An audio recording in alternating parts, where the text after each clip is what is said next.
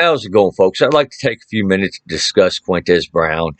I know I'm a little late to the party, however, I've been rather busy. So, that being said, I do want to chime in on this one because this is not a first, and this is not a surprise to me. For those of you who don't know, Quintez Brown, he marched with March for Our Lives, supporter of gun control. He was interviewed by Joy Reid, excuse me. He's a supporter of Black Lives Matter and all around progressive activist.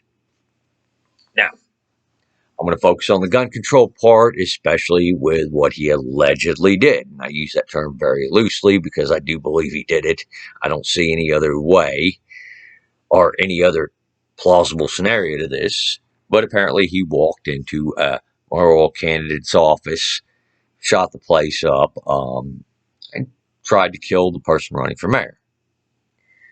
Now, from what I understand, he's pled not guilty to this. I wonder what his case is, so keep listening.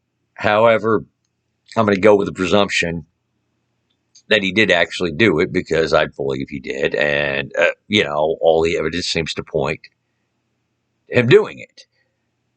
Now, there are some who take everything at face value, especially on this debate, don't really pay attention to this debate. And that's okay. I mean, it's our right as Americans to choose what we pay attention to and what we don't pay attention to. And they might be shocked to find a gun control activist used a firearm to try to kill somebody. Now, with that being said, it's not a shock to me. And it may seem counterintuitive to some at first. However, I will do my best to explain. I may even post links in the description of gun controllers getting violent with people. Gun controllers even using a firearm to murder other people.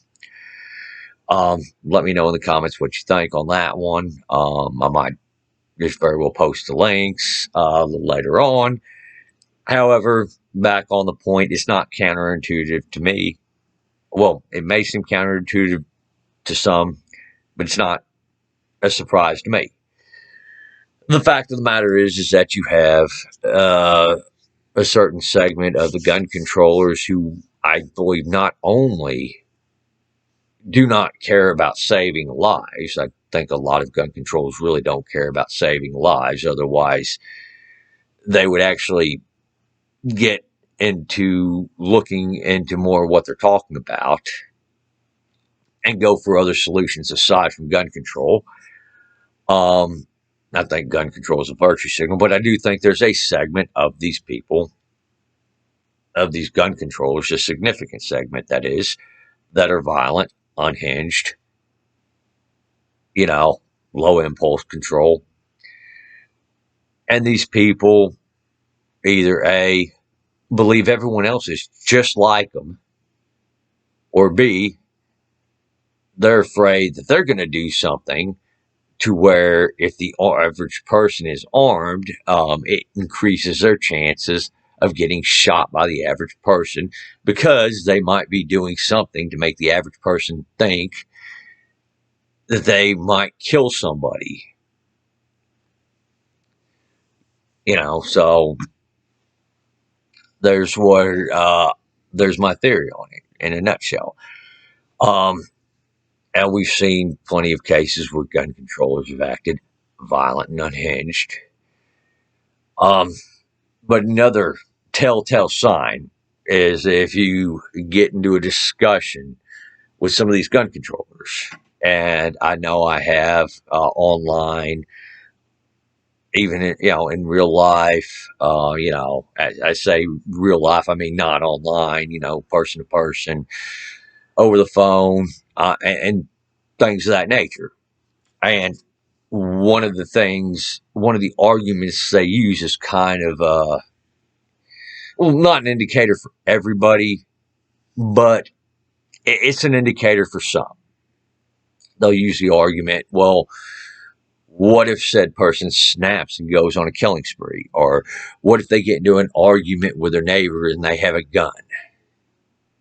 Okay, I think the average person, if we get in an argument with our neighbor, we're either A, going to try to defuse it, B, leave the area. I don't think our first response is going to be grab a gun and shoot them. I don't know about you, but I don't really feel like going to jail for murder. And I don't really feel like escalating a situation I don't have to escalate. I don't really feel like dealing with all the process of the aftermath, or going through the ordeal of having to fight somebody or shoot somebody or something of that nature. And I imagine a lot of other people look at it the same way. um However, I think with a certain segment of the gun control supporting population, that they might very well be that aggressive, to the point to where they would escalate it and they know it. So, with that being said, it really does not come as a shock to me. Now, the whole idea of projection onto an object, I think that may be limited to the really conditioned gun control supporter, but I don't really think that deep down inside they believe it. Now, I mean, this object right here is just as violent as this object right here. And to say the same, they're not. Neither of these objects are capable of conscious thought, and they cannot act unless acted upon. Basically, it takes a person with a violent intention to use them in a violent manner. What I do think is the real projection is this certain segment of gun controllers projecting their own malicious intents and violent intents onto other people. And I've actually talked with certain people in confidence. Maybe there was somebody I worked with, maybe they're a relative, maybe they're a friend, maybe, they're an acquaintance. But this person, these people have admitted to me that if they had a gun in certain circumstances, they'd either be in jail for killing somebody or trying to kill somebody, or they'd be dead because they would have gotten shot. And on this one, my response is always, okay, well, if you have that type of problem with control and controlling yourself, maybe it's not the best idea for you to have a firearm.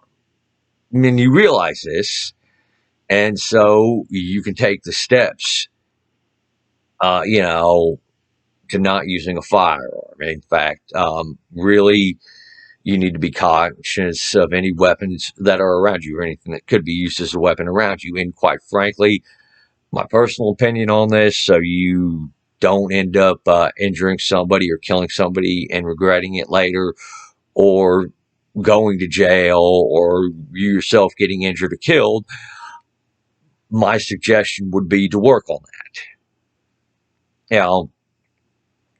Granted, it's not going to make life perfect, but it'll be a little less of a headache you have to worry about.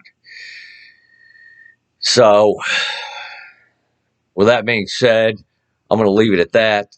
Thank y'all for watching. Y'all take it easy out there and have a great day.